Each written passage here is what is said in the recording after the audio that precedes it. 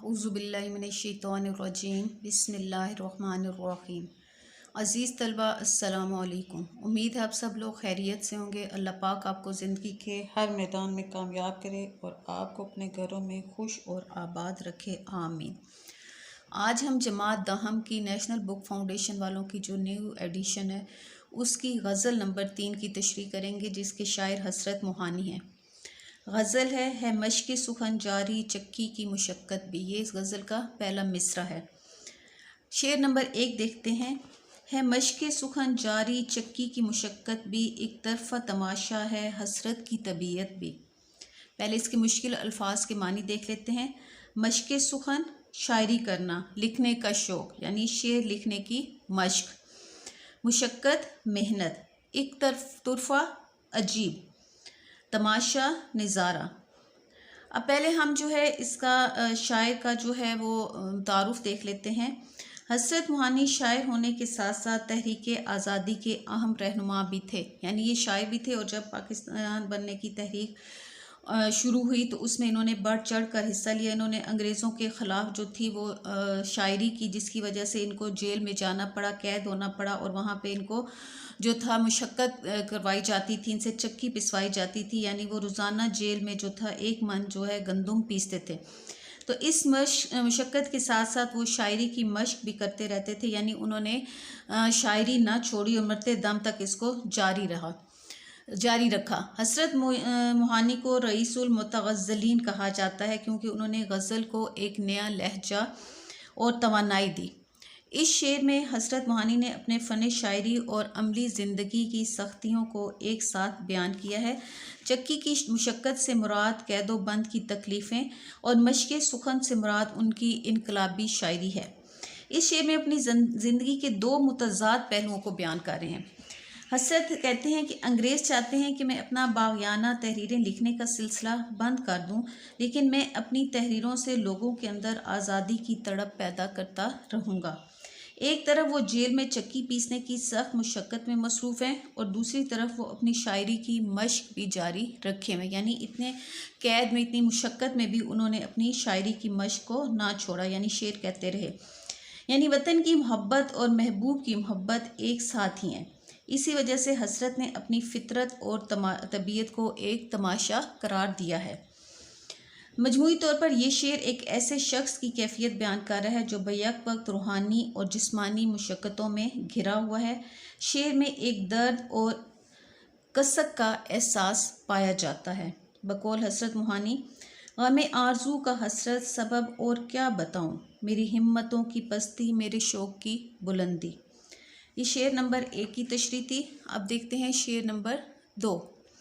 जो चाहो सज़ा दे लो, तुम और भी खुल खेलो, पर हमसे कसम ले लो कि हो जो शिकायत भी। खुल खेलना, आज़ाद होकर कोई काम करना, यानी खुलम खुल्ला, शिकायत शिकवा।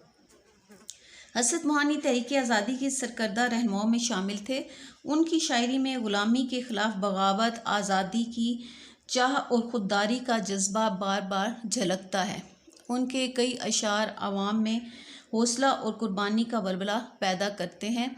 अंग्रेज़ों के ख़िलाफ़ तहरीरों की वजह से उन्हें कैदोबंद की सऊबतें बर्दाश्त करना पड़ी। ये आप लोगों ने शुरू में जो है, जिस भी आपको शेर की तशरीह आ जाती है, यानी आपको किसी भी गज़ल में 2 की होती है, चॉइस होती है, एक बंद एक गज़ल से आता है, दूसरा दूसरे में से आता है।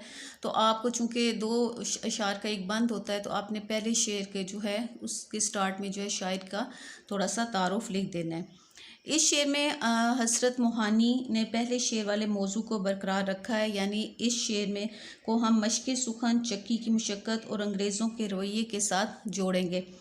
ये शेर पहले शेर का ही तसलसल है। ये शेर इश्क़ मजाजी यानी महबूब की तरफ भी मोड़ सकते हैं, लेकिन अगर उस वक्त का पस मंज़र देखा जाए, उस वक्त के सियासी हालात का मुतालिया किया जाए, तो ये शेर जो था वो कैदोबंद की सोबतों और तकलीफ़ों के बारे में है।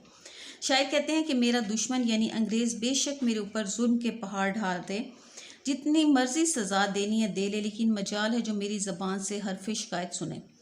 मजाल है मैं एक ज़ालिम हुक्मरान के सामने अपना सर झुका लूँ। मैं हंस हंस के ज़ालिम अंग्रेज़ों का हर जुल्म सह लूँगा, लेकिन शिकवा और शिकायत नहीं करूँगा। बकौल जिगर मुराद आबादी, शिकवा तो एक छेड़ है लेकिन हकीकतन तेरा सितम भी तेरी अनायत से कम नहीं। शायर कहता है कि चाहे मुझ पर जितने भी जुल्म कर लो, जालिम के आगे झुकना मैंने नहीं सीखा। मैं अपनी बाग़ियाना तहरीरों से लोगों के अंदर जज्बे आज़ादी पैदा करता रहूँगा। अब देखते हैं इस गज़ल का शेर नंबर 3। खुद इश्क की गुस्ताखी सब तुझको सिखा देगी, ए हुस्न हया परवर शोखी भी शरारत भी। गुस्ताखी होता है बेबाकी, बेअदबी, शोखी, तेज़ी, चुलबुलापन। हुस्न हया परवर शर्मो हया रखने वाला हुस्न। हज़रत मोहानी की शायरी में सियासी और इनकलाबी मौज़ूआत के साथ साथ क्लासिकी गज़ल की नज़ाकत, इश्क की सोजिश और हुस्न की परस्तिश भी पूरी आबोताब से मौजूद है। इस शेर में हज़रत मोहानी इश्क, हुस्न, शर्मो हया और शोखी और शरारत के बाहमी ताल्लुक़ को नहायत नाजुक पैराए में बयान कर रहे हैं। शायर महबूब से मुखातिब होकर कहता है कि ऐसा हुस्न जो अपनी फितरत में पाकीज़गी और हया परवर है। अभी तो तुम्हें सिर्फ अपनी मासूमियत और सादगी का अंदाज़ा है, लेकिन जब तुम पर इश्क का असर होगा तो वो तुम्हें बहुत कुछ सिखा देगा। इश्क तुम्हारे मिजाज में एक नया रंग भर देगा, तुम्हें शोखी की नज़ाकत भी आ जाएगी और शरारत की दिलकशी भी। हाँ, यहाँ जो है इश्क की गुस्ताखी का मतलब है कि इश्क जब शिद्दत इख्तियार करता है तो वो आम मुआशरती रवायात, झिझक और ज़ाहिरी पर्दे से आगे बढ़ा देता है। इसके असर से महबूब के रवैये में एक तरह की बेसाख्तगी, बेबाकी और दिलकशी पैदा होती है। दूसरे मिसरे में शायर कहता है कि गो मेरा महबूब बहुत ही हसीन व जमील है, लेकिन इसके बावजूद बहुत बाकिरदार, शर्मीला और हयादार है।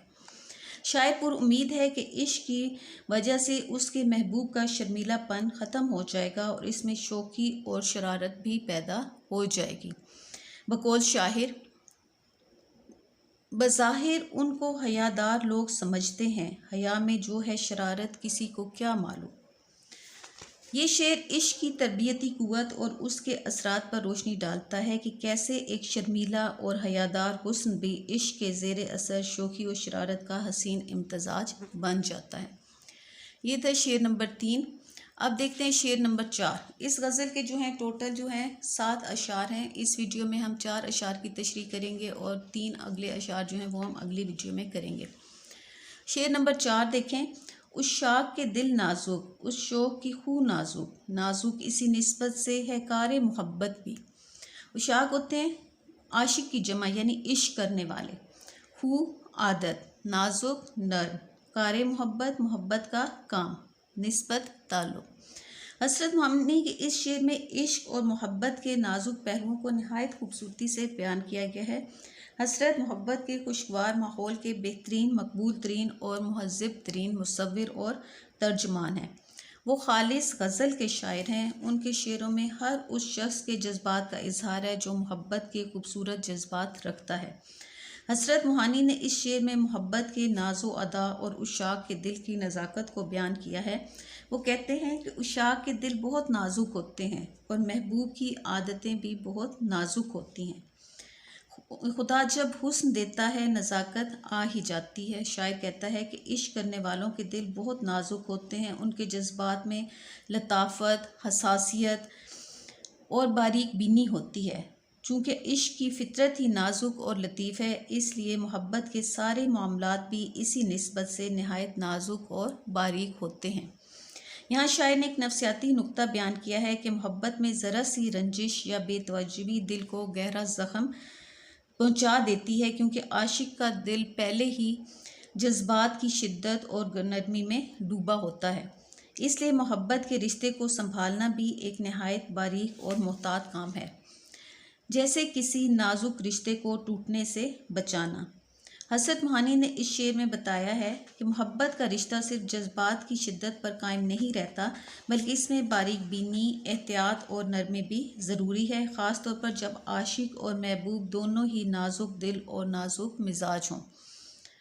इस सूरत में सिर्फ एक नाजुक फ़न यानी फ़ाइन आर्ट की तरह होती है, जो छोटे से झटके से भी बिखर सकती है। इस रिश्ते को मजबूत और कायम रखने के लिए दोनों तरफ से बहुत ज़्यादा ख्याल रखने और एहतियात बरतने की ज़रूरत होती है। नासिर काज़मी उशाक की नज़ाकत को यूँ बयान करते हैं, कुछ तो नाजुक मिजाज हैं हम भी, और ये चोट भी नई है अभी। ये थी इस गज़ल की हज़रत मानी की गज़ल के 4 अशार की तशरीह। उम्मीद है आप लोगों को समझ आ गई होगी। अगर किसी बच्चे को कुछ समझ ना आए तो वो कमेंट सेक्शन में मुझसे पूछ सकता है। अगर आप मेरे चैनल पर नए हैं तो मेरे चैनल को लाइक करें, सब्सक्राइब करें और अपने दोस्तों में शेयर भी करें और एक अच्छा सा कमेंट लाजमी कर दिया करें।